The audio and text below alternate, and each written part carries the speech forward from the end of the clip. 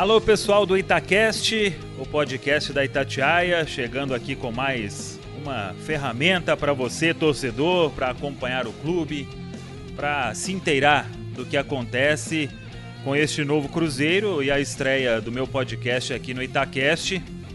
Não poderia ser outro senão o novo presidente do clube, Sérgio Santos Rodrigues, já com muito trabalho, muita reunião.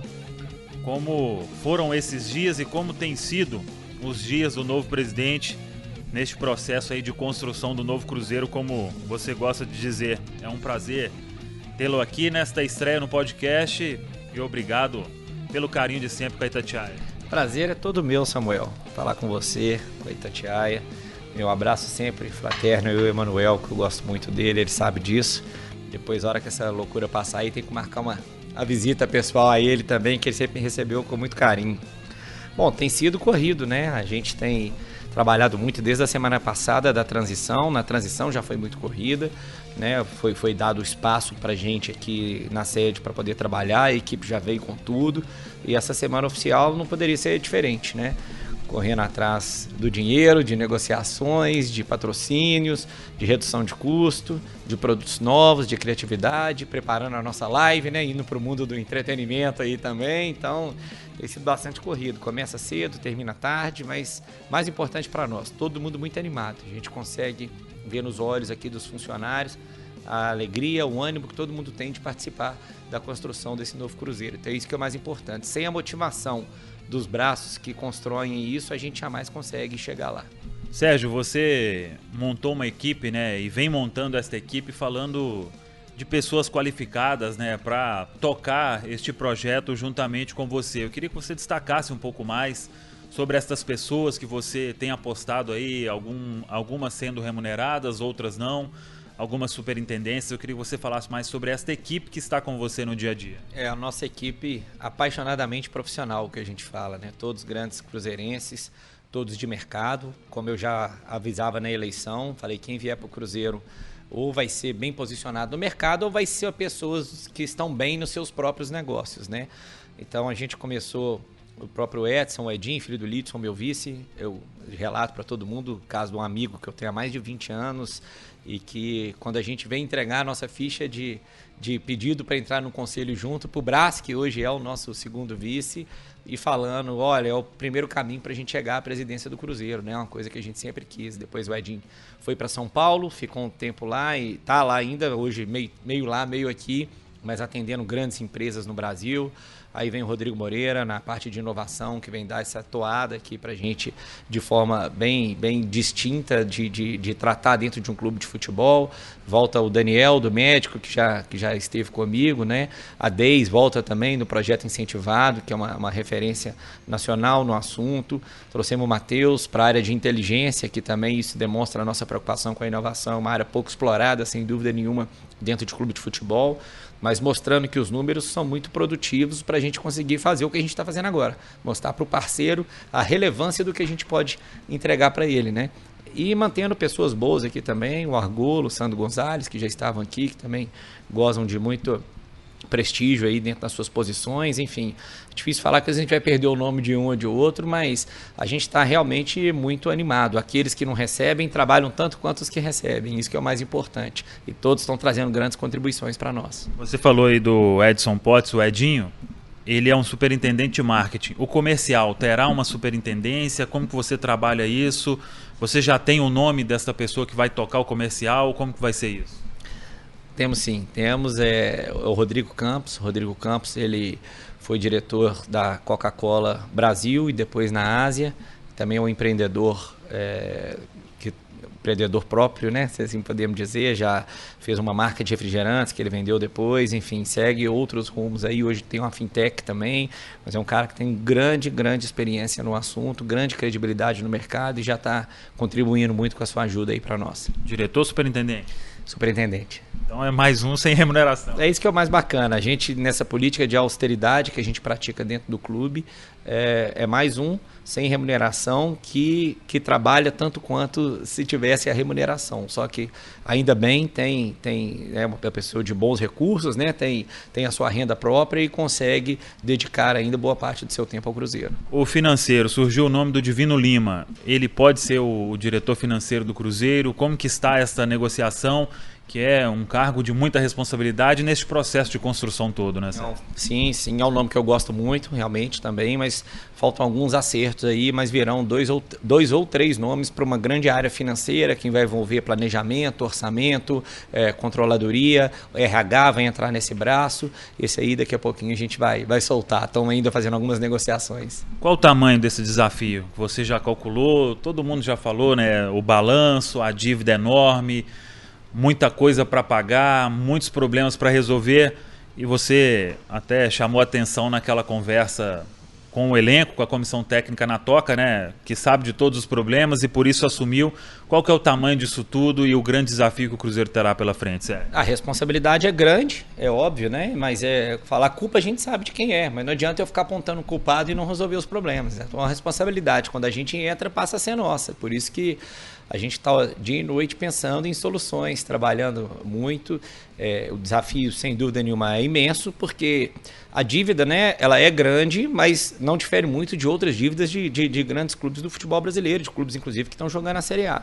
Difícil para nós foi o momento em que a gente tem essa dívida grande acumulada com uma capacidade de geração de receita convencional menor, com uma cota de TV menor pela primeira vez, né, que um clube de futebol vai ter isso, que vem da A para B, né, que vai ter a cota de TV de Série B, que é relevante ainda para nós, e nessa incerteza da pandemia. Então daí que vem o binômio aí que a gente embate nele todo dia, que é o criatividade e credibilidade para poder inovar e buscar essas novas formas de captação de recursos. Até em cima disso, você anunciou a Arbor, né, consultoria de gestão. Como que vai ser o trabalho dela? É um plano de reestruturação financeira? Por exemplo, a Ernest Young fez um plano para o Flamengo, né? Em alguns anos o clube virou essa potência de hoje. Já era, mas aproveitava-se mal os recursos, né? Como que a Arbor vai fazer isso e como que ela já está atuando nesta consultoria de gestão aqui no Cruzeiro? A Arbor tem uma função dupla aqui, que é bem distinta. Uma é a elaboração do planejamento estratégico, que o Cruzeiro nunca teve, ou seja, definir nossa missão, visão, valores, as metas, os objetivos, quantificar isso e depois ter o processo de acompanhamento disso, que é um planejamento, é uma coisa essencial para qualquer grande empresa.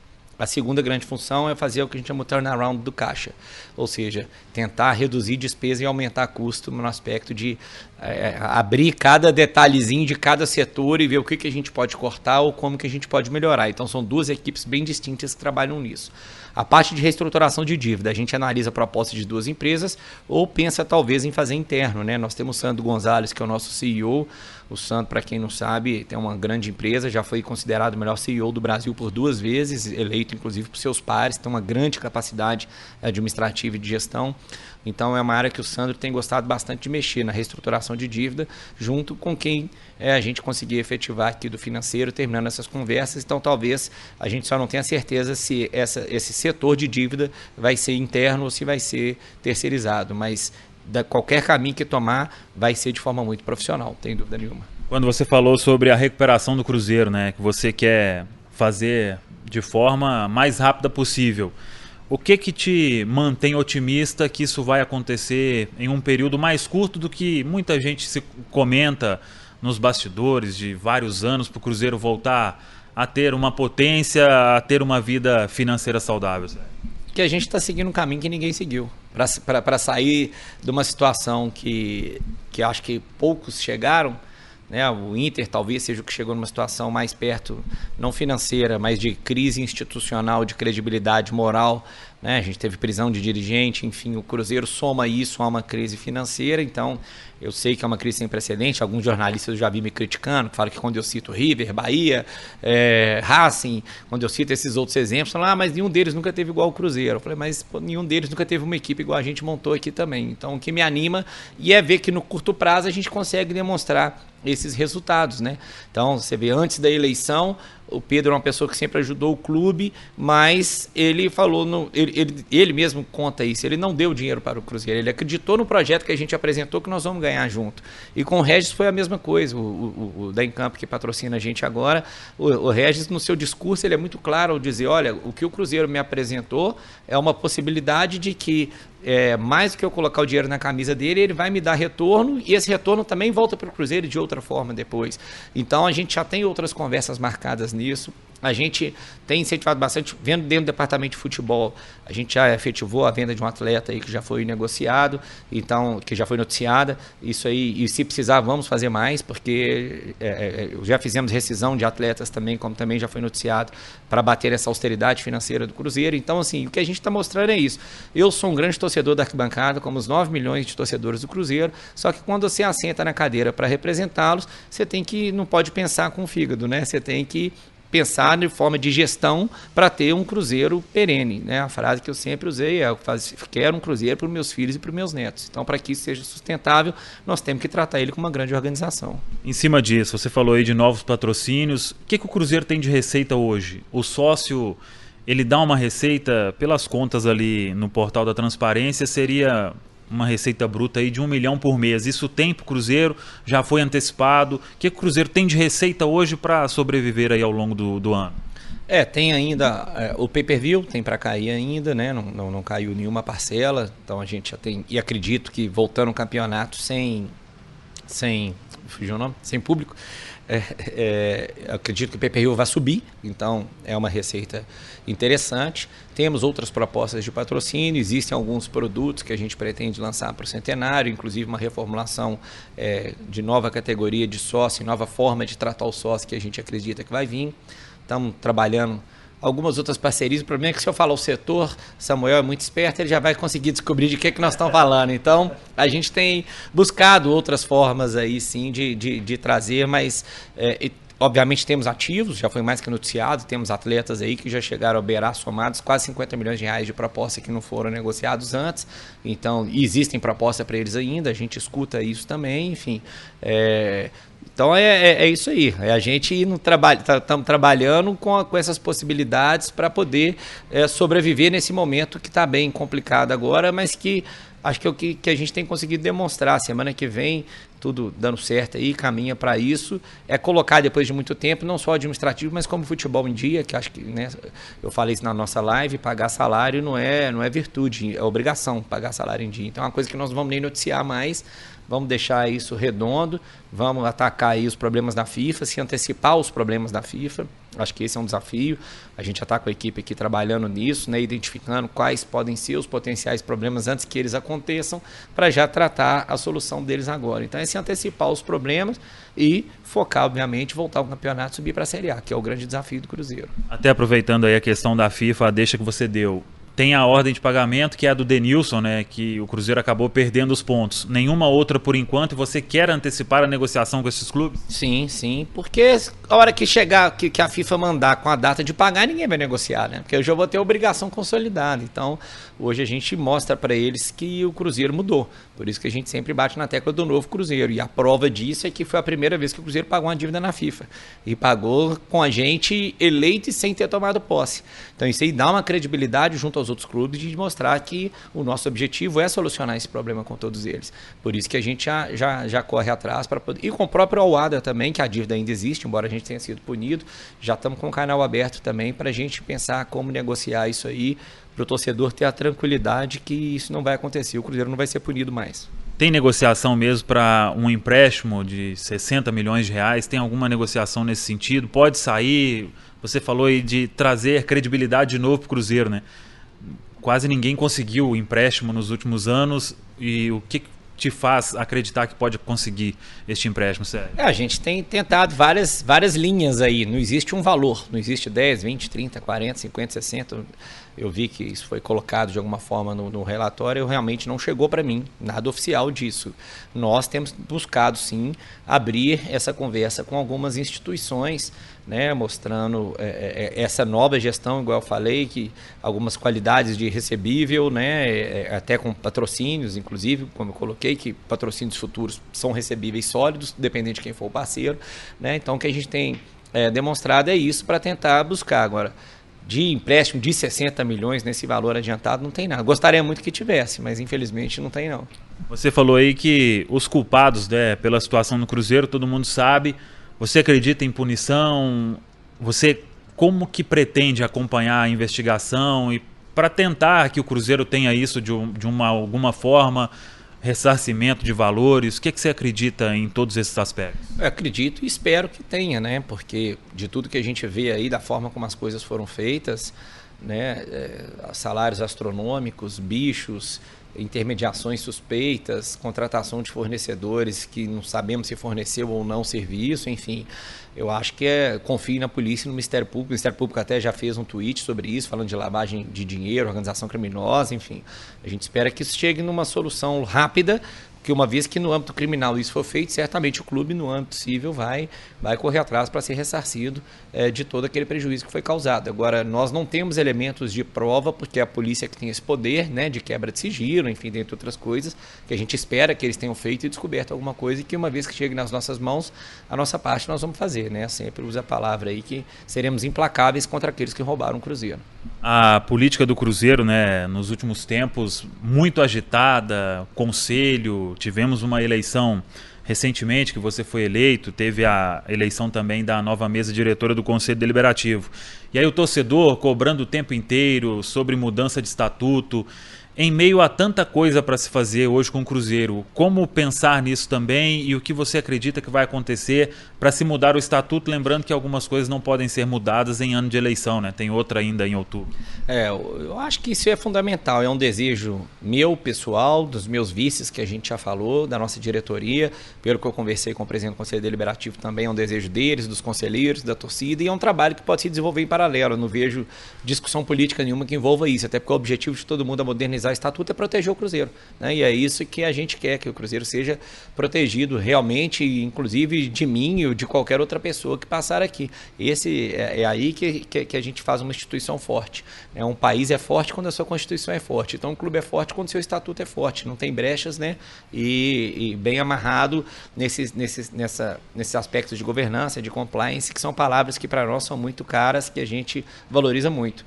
Então, me parece, pelo que eu conversei com o Paulo, já estava nomeando uma comissão para isso, colocando, nós temos grandes juristas no nosso conselho, grandes advogados, grandes juízes, grandes embargadores. Então, pegar pessoas boas para que isso seja discutido e efetivado o quanto antes. E assim, inclusive no âmbito eleitoral, não há problema em se mudar agora, só não se aplicaria para a eleição desse ano, essa é a questão. Então, acho que pode ser uma grande mudança feita de uma vez, só valendo lembrar que os aspectos eleitorais não valeriam para essa eleição. E entrando nisso também do conselho, conselheiros foram excluídos, né, por causa daquele regulamento do estatuto, né, de não ser remunerado. O que vai ser feito disso? Como que será conduzido esse processo para se passar pelo Conselho Deliberativo? O que você pode falar? Eu tenho uma opinião jurídica sobre isso, e já, inclusive na época da eleição eu dei uma entrevista sobre isso, acho que até não sei se foi para você, foi para Itatiaia que eu dei uma entrevista que reverberou depois por alguns não tão bem intencionados aí de forma negativa, querendo dizer que eu estava defendendo os conselheiros e eu explicava que não era isso. Eu, como jurista legalista, eu conheço o regimento e o estatuto do Cruzeiro e para mim sempre esteve muito claro ali, a expulsão de conselheiro deve ser feita pelo Conselho Deliberativo.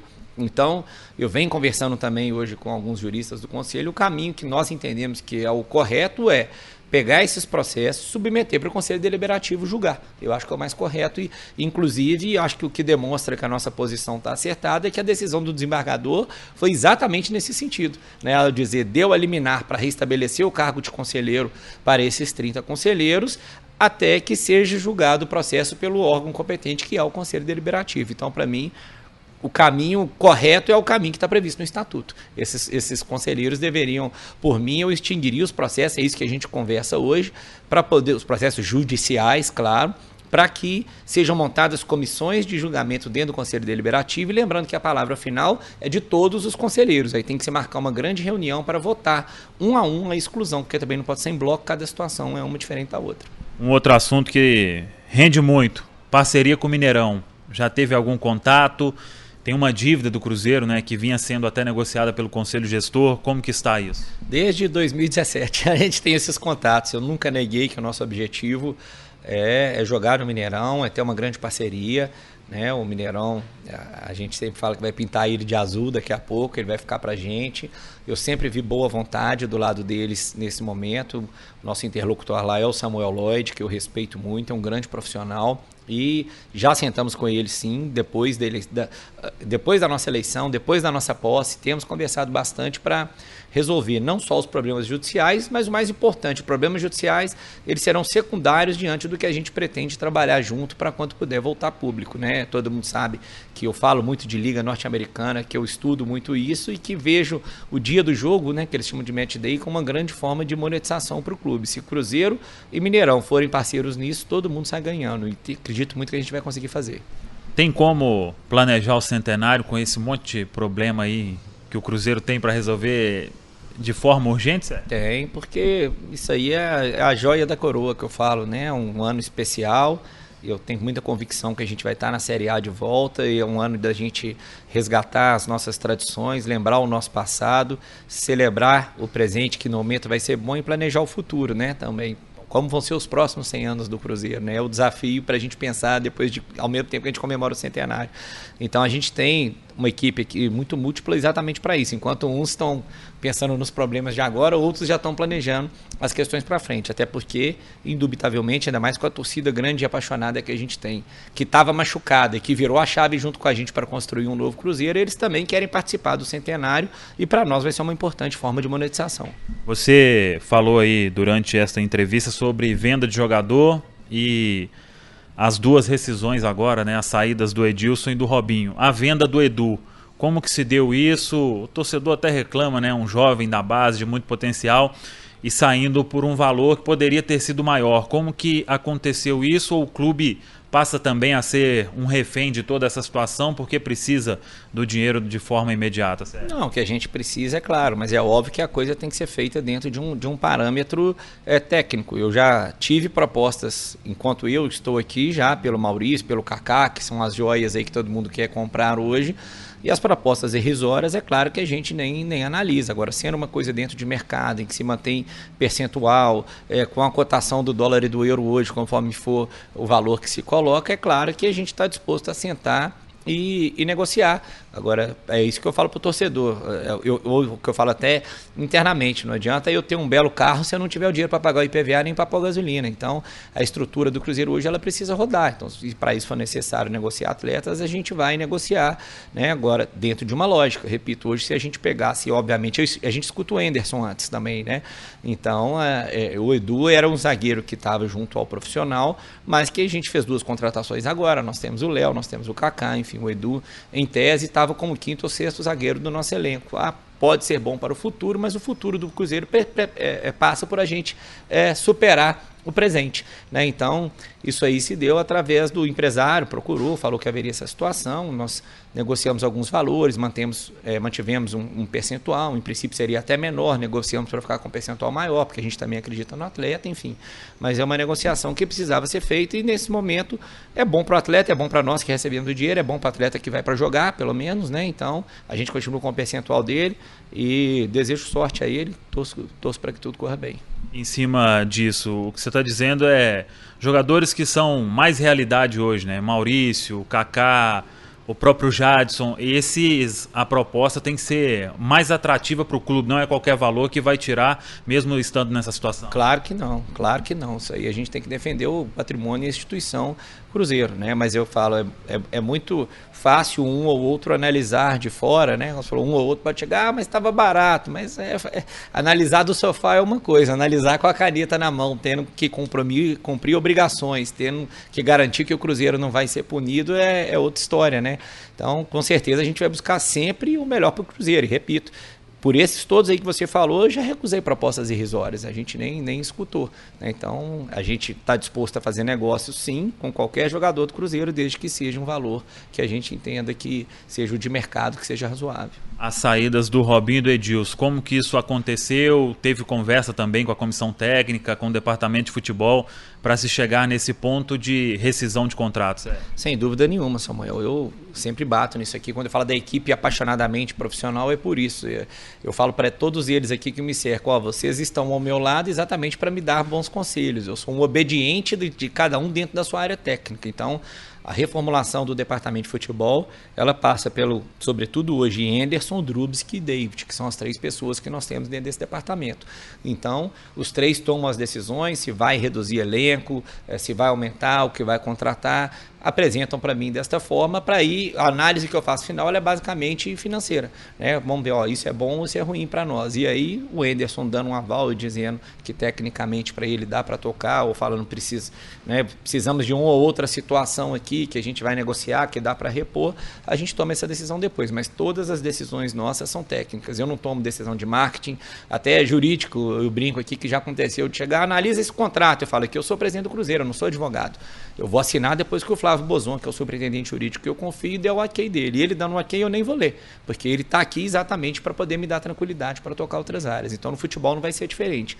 Todas as decisões são tomadas de forma técnica e, no final, a gente só faz a análise financeira dessas decisões. E como que aconteceu isso? Os empresários vão ser chamados para uma conversa? Isso pode virar a ação na Justiça do Trabalho? Como que você trabalha isso? Claro que isso aí foi feito uma conversa, até achei muito bacana. Eu vi a nota do Edilson hoje, a nossa equipe técnica foi para a toca, bateu um papo, conversou com eles, explicou e eles entenderam a realidade. Foi o que o Edilson falou, foi pego de surpresa, mas que a conversa achei muito interessante, os 3 adjetivos que ele usou, né? Foi honesta, direta e elegante, porque é a forma como a gente tem que fazer.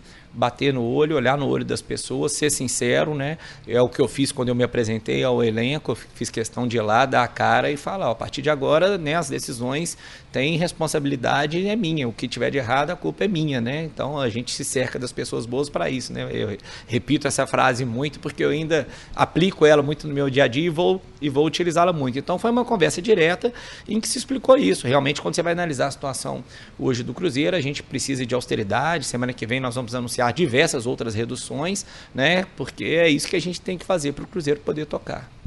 Em cima disso, você em outra entrevista falou sobre uma preocupação com ações na Justiça do Trabalho, né? Isso vai ficando para o tempo, mas uma hora o clube tem que pagar. Tem uma solução para isso num médio prazo, para se resolver de uma forma? Porque fica dando bloqueio de dinheiro na conta do Cruzeiro. Como que você pensa essa questão, Sérgio? Então, claro, eu acho bem interessante porque, eu até batendo um papo com o David, ele me contou da história de um daqueles que é a minha inspiração, que é o Bandeira, né? O David Bandeira, quando chega no Flamengo, o David estava lá, o Bandeira chamou ele e falou, olha, o salário que você ganha hoje é incompatível com o que eu preciso aplicar no Flamengo. Então, eu estou te mandando embora e vou te fazer uma proposta de pagamento dentro da realidade do Flamengo. Então, é isso que a gente está buscando fazer, né? Fazer uma proposta para as pessoas dentro da realidade do Cruzeiro, esperando que eles aceitem. É óbvio que isso inclui parcelamento, enfim, mas porque a gente quer cumprir com as pessoas. Não tem um objetivo nenhum também de mandar embora e simplesmente virar as costas, né? Mas existe uma realidade do Cruzeiro hoje de prioridades, de forma de pagamento, que essas coisas vão ocorrer. Então a conversa com eles foi nesse sentido. O que a gente busca é conseguir que eles entendam, né, que o Cruzeiro precisa desse fôlego, desse tempo, mas que é claro que nós vamos cobrar. E o fim da história do David foi exatamente essa. Ele, né, o Bandeira chamou, fez uma proposta, parcelou por mais vezes, mas cumpriu fielmente com ele aquilo. O nosso objetivo é exatamente esse, dar essa prioridade, porque o Cruzeiro precisa, mas cumprir com todo mundo que tem que receber do Cruzeiro. Vai precisar fazer isso com outros? Depende da comissão técnica, né? Eu te falei, eu tenho falado muito que agora, como presidente, a gente tem convivido mais e como você é um cara trabalhador e corre atrás das fontes e das notícias mesmo. Então, te parabenizo por isso. E quando você me perguntou outro dia se ia ter rescisão, aquilo que eu te falei, eu preciso assentar e entender. Cada semana a gente vai fazendo um planejamento, vai vendo o mercado de possibilidades. Um dia você tem um jogador disponível, no outro você não tem mais. No outro, o empresário aparece falando: meu jogador tá precisando jogar e vai para custo baixo. Então, isso tudo é um jogo de xadrez, né? Temos vindo oportunidades para poder tampar o que a gente precisa e o Anderson entendendo que a gente pode abrir mão de outros. A gente quer fazer essa equação financeira aí para a coisa acontecer. Já caminhando aqui para o final do primeiro podcast meu aqui no Itacast da Itatiaia. Sérgio, rede social hoje você acompanha, né? E deve ter recebido muito pedido. Ah, por que esse continua? Por que esse não continua? 2 nomes o torcedor ele comenta o tempo inteiro. O René Salviano, que continua aqui no Cruzeiro, ainda não sei a denominação do cargo. e o Beneci Queiroz, supervisor administrativo do Cruzeiro. O que você pode falar sobre estas duas situações para o torcedor celeste que está nos ouvindo? O mesmo que eu falo dos outros, que as nossas análises elas são técnicas, né? Então a gente chegou, a nossa equipe marketing comercial analisou o trabalho que o René vinha desempenhando e falaram que vale a pena dar um voto de confiança para ele continuar demonstrando para nós a capacidade que ele tem de gerar receita para o clube, que é essa a função dele. Então ele permaneceu por isso e da mesma forma o Beneci, eu já trabalhei com ele, né? É o que eu falo, a torcida reclama muito, ele teve aquele episódio lamentável que nós sabemos, que foi até punido pela STJD por isso, né? Mas ele também tem o seu papel dentro do clube, quem já viveu, por isso que eu falo que é diferente você ver do sofá e ver de dentro. Quem já viveu com ele sabe como que outros clubes, como que a Conmebol, como que a CBF, né, gostam muito dele, tem 50 anos de história de Cruzeiro, então, enquanto tecnicamente estiver nos ajudando, vai ficar com a gente, né? Nossa análise geral sempre aqui dentro vai ser essa, como o André Argolo ficou, como o Sandro Gonzalez ficou, como a Deis voltou, que foi mandada embora antes, enfim. Então, a gente não tem aqui fulano é ligado a A, é ligado a B ou é ligado a C. A nossa questão é, essa pessoa ela tem capacidade técnica de compor nossa equipe, ela vai compor.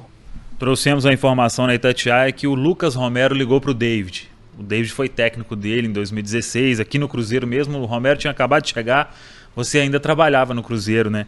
Tem muito pedido na rede social para Lucas Romero? Nossa senhora, o que mais tem, né? Romero é, assim, eu sempre me surpreendi com ele realmente positivamente, falava a gente quando vê de dentro do vestiário, é aquele cara que perde o jogo, eu já vi ele chorando dentro de vestiário depois de perder jogo, é aquele estilo bem aguerrido mesmo, entrega a vida dentro de campo, né? É óbvio que é um desejo nosso, da torcida, de todo mundo, mas é que a gente sempre bate de realidade econômica, né? Ele foi para o Independente numa situação de salário em dólar, que o dólar está nesse preço, até por isso que o Independente está infelizmente nessa situação, me parece que não recebe salário lá há um bom tempo, mas, bom, se ele ligou para o David, eu tenho que confirmar com o David, que para mim ele não ligou, mas eu tô... Você já estudou muito da situação dele aí, que você está sabendo de muita coisa. Não, a gente sabe que é óbvio, qualquer grande jogador que passou pelo Cruzeiro, que manifesta o interesse de jogar no Cruzeiro, que dá entrevista, que fala em rede social e tal, a gente vai analisar, sem dúvida nenhuma. Agora, vamos ter o pé no chão para poder fazer.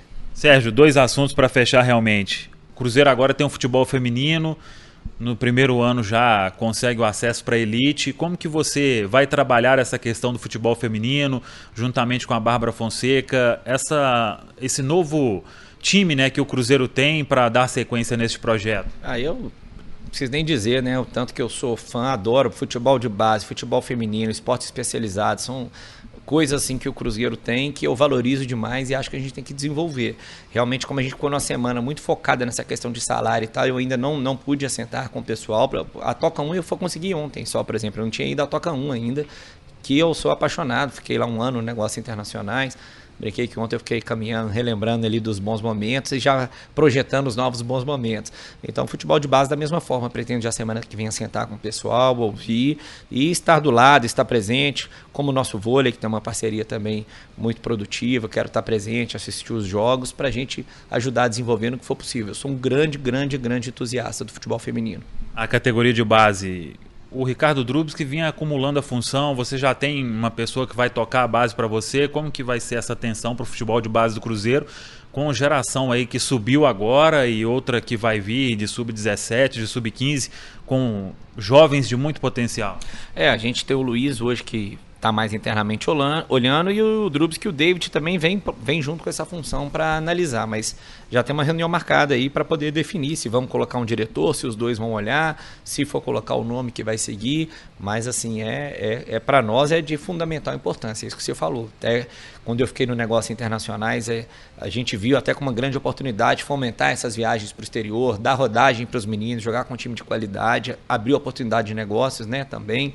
Então, futebol de base com certeza aí nós vamos ficar de olho, mas ainda não temos tecnicamente definido já se virá um diretor específico e caso sim, quem. É uma discussão que está entre nós e esperamos resolver isso o quanto antes. Até porque não está tendo treino lá, né? Tá parado. Ontem eu estive lá reunindo só com a comissão técnica, então temos um prazo ainda para poder resolver, mas não vamos demorar não. Até em cima disso, quando o Fantástico fez aquela matéria, né, ele falou sobre o Estevão William, né, o Messinho que eles usaram. Você já procurou saber a situação desse garoto? Continua no Cruzeiro? Não, continua no Cruzeiro e nós até marcamos uma reunião com o pai e com ele na semana que vem. Vamos sentar para ver como é que está e entender, porque parece que tem empresário, fala que não é, o outro não sabemos a situação também como ficou aqui. Me lembro que saiu uma notícia que eles teriam feito um projeto para a carreira dele, enfim. E a melhor forma de resolver isso é frente a frente, né? Então, estão marcando uma conversa com o pai e com ele para poder entender a cabeça, o projeto, a situação jurídica, tudo como está, mas é claro que o nosso objetivo é mantê-lo e ter realmente um planejamento para ele. O tempo é curto para tanto assunto, lembrei de mais uma. Vejo as redes sociais do Cruzeiro com causas sociais. Isso é uma ideia sua também, que o clube vai participar mais dessas causas a partir de agora? Durante um tempo não percebemos muito o Cruzeiro engajando, né, nessa situação. É um desejo seu e isso vai acontecer a partir de agora? Com certeza, né? O Instituto Palestra Itália, que eu já explorava, né, já estava com ele desde 2017, mostra a preocupação que a gente tem com o lado social. E o futebol, na minha opinião, tem um papel fundamental nisso, né? Até o doutorado que eu curso em Portugal, que eu já acabei os créditos, falta eu escrever a tese, mas o tema que eu exploro é o esporte como instrumento de cultura de paz. Então, acho que o futebol tem uma forte veia no âmbito social e de paz, de manutenção da paz. E nessa tese eu até explico e falo várias vezes os momentos em que o futebol parou guerras, uniu nações inimigas, enfim, eu acho que esse papel do futebol ele é tão principal quanto o espetáculo dentro de campo. Então, a gente começou com o nosso marketing, algumas ações aí vão ser polêmicas, alguns às vezes podem não gostar, sempre vai deixar de agradar um ou outro, mas isso para nós não tem como agradar todo mundo, mas essa parte social, a responsabilidade social de um clube de futebol, para nós ela é preponderante e vai ser uma marca que o Cruzeiro vai atuar nela bastante agora. Você falou do Emanuel Carneiro, se eu não pergunto isso, eu acho que eu perderia o emprego. Toca um Felício Brandi? Centro de Formação Felício Brandi, isso aí já está feito e o que demonstra a nossa preocupação com o social é quando alguém falou, vamos colocar centro de formação de atletas, etc. Eu falei, não, porque nós não vamos formar só atletas, a gente quer formar pessoas. Então, Centro de Formação Felício Brandi por isso, porque a gente sabe como que o funil é. Infelizmente, vários desses meninos, quando acabar o sub-20, não vão ter o que fazer, porque não vão conseguir se profissionalizar. Então, a gente quer que eles saiam dali como homens de bem, que foram bem formados, que tenham passado pela escola, que tenham uma cabeça boa, com assessoria psicológica, que a gente pretende dar lá também. Então, isso demonstra até a pergunta que você me fez antes, o caráter de responsabilidade social que a gente vê que um clube de futebol tem. Então, vai ser o Centro de Formação Felício Brandi. Corrigir essa injustiça do tempo aí, que nós nunca demos esse mérito devido ao Felício. Todo mundo fala dos patrimônios, Sérgio, do Cruzeiro. Isso é possível vender um dia? Tem estudo para isso, para se buscar quitar dívida? Você pensa em unificar também, toca um, toca dois, em um outro centro de treinamento? Eu acho que isso tudo é longo prazo. A primeira coisa que a gente está fazendo é o levantamento e regularização do patrimônio. Sempre falta um detalhezinho ou outro para estar tudo certo. E depois levar a proposta ao Conselho. Hoje o nosso estatuto é 9/10 que você precisa de ter de aprovação para fazer qualquer coisa que seja alienação, dar em garantia, enfim. Então acho que uma vez regularizado, que é o primeiro passo, nós temos que ouvir os projetos que existem, os bons projetos, para poder apresentar para o nosso conselho. Mas existem opiniões de todos os lados. Tem gente que acha que o Barro Preto tem que manter, outro acha que tem que ser um empreendimento econômico. Tem gente que acha que tem que manter a Toca um do lado e de outro. Tem gente que acha que é melhor juntar os dois para um projeto técnico. Então, acho que essa discussão vai demorar um prazo um pouco maior para a gente poder efetivá-la, né? A meta agora é regularizar primeiro os imóveis 100%. Muito bem, pessoal, quase 40 minutos e tinha mais assunto ainda para falar. No próximo episódio vamos voltar para conversar com o Sérgio Santos Rodrigues. É o podcast volume 2. Sérgio, muito obrigado. Deixa aí um recado para o torcedor do Cruzeiro, que está sempre te ouvindo e nesta esperança, né? Ficou-se uma expectativa, o Cruzeiro não vai conseguir sair dessa e você chega dando um novo ar aí para esse torcedor. Fale aí com a Nação Azul. Eu gosto disso. Lá no Instagram todo mundo coloca, você está me dando esperança, presidente. Estou querendo acreditar. Pode acreditar. Essa animação que o torcedor tá, a gente está aqui também. Eu falo da vontade de ter cada um deles passando e vendo aqui o nosso dia a dia, como que a gente chega e sai feliz, né? É engraçado que a gente brinca, alguns falavam aqui, nossa, eu tenho que ir no futebol, no Cruzeiro, eu tenho que tomar remédio para dormir, e eu sempre falo, pô, se você tem que tomar remédio para dormir, você está no lugar errado, você tem que fazer uma coisa que te dá prazer. Eu fico sem dormir de euforia, porque hoje é sexta-feira, eu vou dormir já pensando na segunda, o que a gente pode estar colocando em prática, né? Então, nós estamos extremamente animados e eu espero que isso realmente esteja contagiando o torcedor, né? Quando a gente vai fazer essas coisas diferentes. A live tem sido um momento para nós, uma diversão absurda, é um momento de informação, mas de diversão, a preparação, como vai falar, o que vai fazer, a repercussão depois, e isso engaja o Cruzeiro, tanto que a gente está fazendo essa campanha forte para o torcedor seguir nosso canal do YouTube, inscrever lá, o Instagram, né? Tá participando junto com a gente, que a gente quer mostrar isso. São ações positivas, a gente está pensando no Cruzeiro, o Cruzeiro é muito maior que os seus problemas, né? Então a gente quer que o torcedor, junto com a gente, resgate o orgulho de ser cruzeirense. E até porque com esse momento importante do centenário se aproximando, nós temos que estar todos juntos, né? Então eu peço para o torcedor isso, continue engajado, continue acreditando. Daqui a pouco, eu falei isso, o torcedor tem que abraçar o Cruzeiro para a gente sair dessa. Então, nós já estamos com a ideia de novas coisas aí, que precisaremos do engajamento do torcedor. E com ele abraçando e com a nossa equipe trabalhando, eu tenho certeza que vai dar certo. Muito bem, muito obrigado. Sérgio Santos Rodrigues, presidente do Cruzeiro, para você que ficou ouvindo aí até o final. Primeiro podcast aqui, mais do que especial, com muitos assuntos para você, torcedor cruzeirense. Em breve eu volto com o podcast número 2 aqui no Itacast da Itatiaia. Valeu, pessoal!